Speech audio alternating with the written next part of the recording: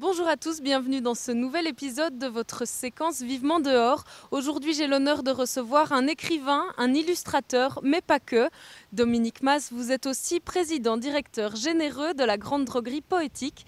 Alors, après quelques semaines de confinement, j'ai envie de vous poser une question toute simple. Comment vous sentez-vous? Je me sens comme la pipelette que je suis, c'est-à-dire en manque de mots et en manque de contacts humains, bien évidemment. Bien sûr, c'est une période... il y a une partie de mon travail qui est restée le même, puisque en tant qu'artiste, je suis très souvent confiné. Je reste dans mon atelier, dans la manufacture de la Grande Droguerie Poétique, où je concocte mes produits. Et ça, c'est une partie du travail qui n'a pas changé. Mais toute la partie qui est pour moi est vitale et qui est le contact avec les humains est absolument inexistant.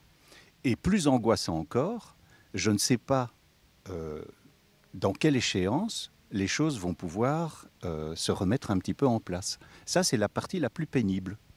Et est-ce que ça a peut-être boosté votre créativité ou amélioré votre, je sais pas, votre pas productivité, mais en tout cas votre côté artistique dans certains domaines?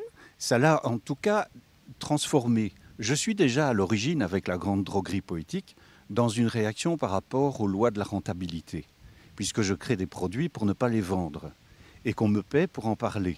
Donc c'est une démarche qui est déjà très singulière et qui est née de mon exaspération du commerce qui a tous les droits et qui va jusqu'à sacrifier le livre, puisqu'on préfère en détruire lorsqu'ils ne se vendent pas suffisamment. Donc on ne va pas rentrer dans toute cette histoire, mais c'est un moteur qui a déjà provoqué des réactions chez moi qui sont des réactions d'indignation et d'exaspération.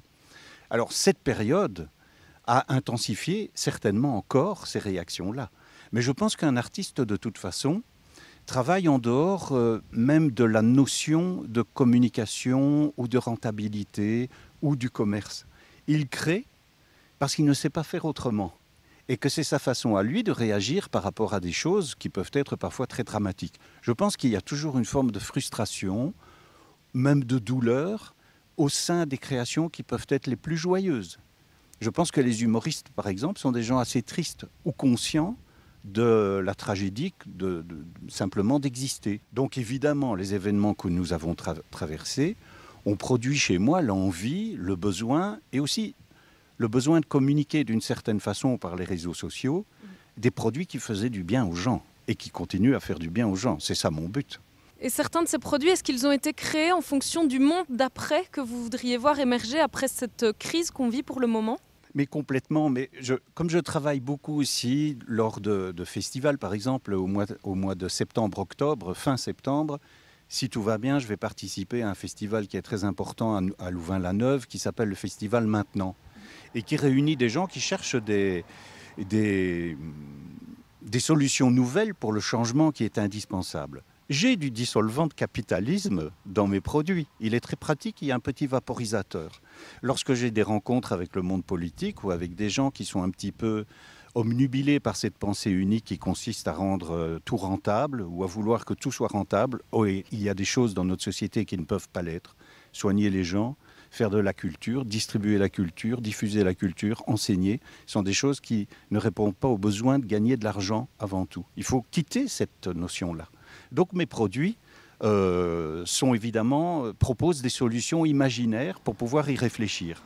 Et puis j'ai des petits produits pour faire sourire, pour tenir le coup, parce que nous sommes un peu dans un climat très anxiogène. Et donc j'ai beaucoup de produits qui sont nés pour faire sourire encore les gens. Parce que je pense que si on est tout le temps baigné dans la peur, on ne peut pas s'en sortir du tout. Est-ce que pour vous, c'est une réflexion qui est partagée par de nombreuses personnes, le fait qu'il y aura un monde d'après et que finalement ce confinement aura peut-être du bon? Alors, j'ai des doses d'optimisme assez concentrées dans la Grande Droguerie. Il y a d'ailleurs un gros pot d'optimisme qui a été dessiné pendant cette période. Je crois qu'on en a besoin. Et je vais partir sur cet optimisme. Sur tous les réseaux, j'ai continué à poster mes produits et créer des nouveaux produits qui... en cette période, ont provoqué des réactions comme je n'en ai jamais connues. C'est-à-dire plein de gens se sont abonnés, suivent mes petits poèmes de la Grande Droguerie Poétique, parce que j'ai écrit beaucoup plus de textes à partir de ces produits, qui sont des petits pamphlets. Et je pense qu'à partir de tout ça, les gens imaginent des solutions différentes. Je pense qu'il va y avoir un ralentissement des activités, qui est absolument nécessaire, et une pensée un petit peu plus douce par rapport à la frénésie dans laquelle on vivait. Ça, c'est mon côté optimiste. Je pense effectivement que si tout va bien, l'ensemble de la population va trouver des façons différentes de fonctionner. Maintenant, je suis quand même angoissé par rapport à la culture. Et je pense, par exemple, je ne comprends pas pourquoi on ne pourrait pas réouvrir les théâtres. Je ne comprends pas pourquoi on ne peut pas refaire des concerts, même dans la rue, alors que les magasins s'ouvrent. Je trouve qu'il y a une absurdité totale que je trouve même suspecte. Et donc, si on continue dans cette direction-là, et si c'est la surconsommation qui reprend le dessus, là, j'aurai des doses de pessimisme aussi. Et la culture, comment est-ce qu'elle va pouvoir se relever de ce confinement ? Je pense qu'il va falloir des années, parce que là, je suis, bien qu'étant très optimiste, j'ai dans ma veste ici un petit concentré de culture. Vous voyez, dans un petit flacon, je l'ai ici. Alors je le garde bien contre moi, parce que je pense qu'on va en avoir vraiment un très très grand besoin. Parce qu'il va y avoir toute une période, déjà, les petites structures avec lesquelles je travaille, petits théâtres, médiathèques, ne savent même pas quand programmer de nouvelles choses. Et donc, on parle maintenant d'un déconfinement à l'heure où nous parlons ensemble, mais moi je ne le vis pas du tout. J'attends le mois de septembre, le mois d'octobre, pour commencer, si tout va bien, à reprogrammer des rencontres. C'est dramatique, c'est dramatique. Et si je ne dépends pas uniquement, fort heureusement, de cette activité-là, moi je ne vais pas me plaindre, je peux survivre, et je vis à la campagne, je suis assez bien, donc je ne vais pas du tout me plaindre, mais je suis quand même très inquiet pour toutes les petites structures culturelles qui, déjà, horriblement mal subventionnées. Alors avec cette période dramatique que nous avons traversée pour toutes ces petites structures de la vie culturelle, je pense qu'il va falloir 2-3 ans pour pouvoir surmonter ce choc et que beaucoup auront disparu. Vous vous inquiétez pour le secteur de la culture. Est-ce que vous vous inquiétez aussi pour les citoyens qui n'ont plus cet accès à la culture et qu'est-ce qu'ils risquent de perdre à cause de cette période ? Je pense qu'il y a un risque de perdre. Là, c'est aussi une réflexion politique. Parce que si on ne développe pas l'imaginaire, si on ne défend pas la poésie, qui n'est pas une chose très édulcorée, c'est une chose vitale, la poésie. Je vais la définir très rapidement, pour moi. C'est parfois avec des choses très simples. La poésie permet de trouver des solutions nouvelles. Vous pouvez prendre 2 mots qui sont d'une banalité totale. Le fait de les juxtaposer tout à coup vont provoquer quelque chose de neuf. C'est vrai pour l'image, c'est vrai pour le langage, c'est vrai pour la musique. On utilise toujours les mêmes notes, mais tout à coup, l'assemblage de quelques notes que l'on connaît tous par cœur vont provoquer quelque chose de neuf. Si on ne développe pas cet imaginaire, cette culture de l'art, les gens ne trouveront pas non plus de solutions nouvelles pour leur vécu direct. Et donc je trouve qu'il y a un besoin vital d'intensifier cette culture et de la distribuer aux gens. Et si on ne le fait pas, je pense qu'on va rester dans une pensée unique, dramatique, dans laquelle nous sommes déjà bien plongés, qui est celle de la consommation. Voilà. On ne parle plus aux citoyens, actuellement, on ne parle qu'aux consommateurs et aux consommatrices. Je voudrais qu'on pense au-delà de ça, bien évidemment. On parle beaucoup de citoyens adultes. Est-ce que ce confinement aura aussi un impact sur les enfants ? Vous les connaissez bien puisque vous êtes notamment illustrateur de livres pour enfants. Quel impact est-ce que ça va avoir sur eux ? Moi, je fais beaucoup confiance aux enfants qui ont une faculté d'imaginaire qui n'est pas encore trop bridée par des écoles qui sont aussi au service du grand libéralisme. Donc, mais il faut quand même le développer. Je crois qu'il faut développer bien évidemment le vocabulaire. On a besoin de mots. C'est pour ça que je travaille la grande droguerie aussi avec les enfants. Quand je viens avec des produits qui sont parfois complexes à comprendre parce que le vocabulaire est complexe. Je parle d'onguent, d'élixir.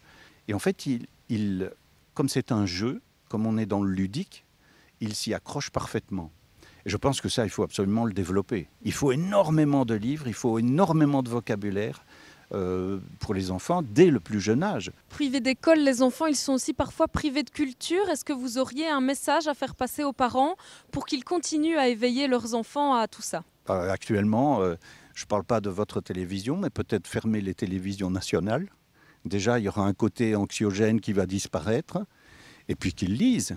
c'est le moment. C'est le moment de lire énormément, c'est le moment de parler, c'est le moment de goûter des livres qu'on a connus en tant que parent quand on était enfant et de les partager. On a un petit peu plus de temps libre peut-être. Eh bien, profitons-en pour partager les cultures. Parce que dans le fond, on parle de culture, mais moi je crois aussi qu'il n'y a pas une seule culture. Il y a des formes très très différentes de culture.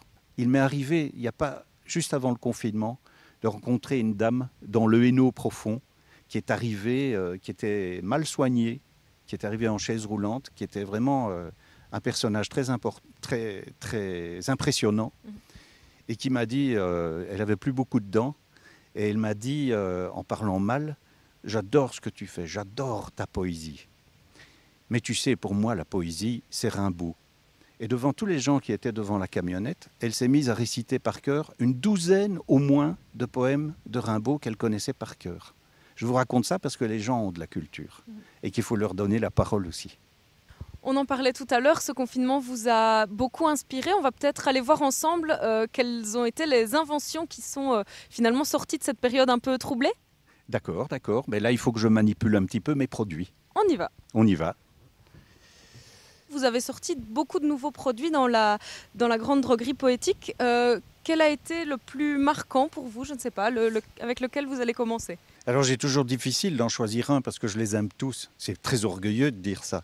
Et bon, cette période, elle n'était pas si facile, mais elle a provoqué la réaction et l'envie de créer ces produits. Et donc, un de mes produits fondamentaux, c'est la liqueur d'imaginaire. J'en avais déjà des petits flacons, mais là, j'en ai fait vraiment une grosse bouteille parce que je pense que les gens vont en avoir grand besoin pour trouver les solutions nouvelles dont nous parlions tout à l'heure. Donc voilà, liqueur d'imaginaire. Vous voyez que la provision est suffisante. Alors, ce produit-ci m'a paru aussi très important parce que puisque nous étions confinés et que nous le ressentions physiquement, j'ai créé cette conserve de liberté qui me paraît quand même fondamentale. Alors d'une façon beaucoup plus amusante, j'ai travaillé sur l'idée de produits qui permettent encore de valoriser nos échanges affectifs. Parce que nous sommes dans une société qui avait déjà beaucoup de mal avec ses émotions et les élans du corps. Et je me suis dit que cette période était terrible, puisqu'on ne pouvait plus faire un câlin, on ne peut plus faire un baiser. Donc j'ai créé le petit baiser désinfecté, la caresse antiseptique et le câlin hygiénique, qui, eux, envoyés ensemble sur les réseaux sociaux, par photographie, ont eu un succès absolument phénoménal. Donc je pense que les gens en ont vraiment besoin. Voilà.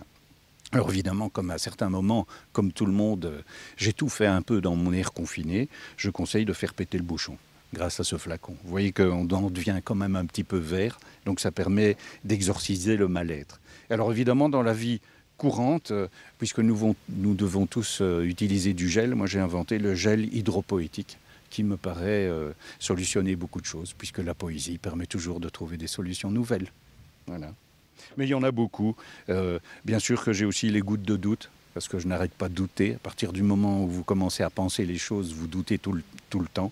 Je pense que les politiques devraient douter beaucoup plus, ou au moins avoir le courage de dire qu'ils doutent. Alors évidemment, il y a aussi cette dose d'humilité que je conseille à tous les politiques. J'en conseille l'administration chaque matin, parce que je pense que ça, ils en ont vraiment besoin. Merci beaucoup Dominique de nous avoir fait partager votre univers qui est imaginaire, poétique et très drôle aussi. Merci aussi beaucoup à vous de nous avoir suivis. Pour retrouver toutes nos séquences Vivement dehors, rendez-vous sur notre site internet www.canalzoom.be. Je vous souhaite une très belle soirée.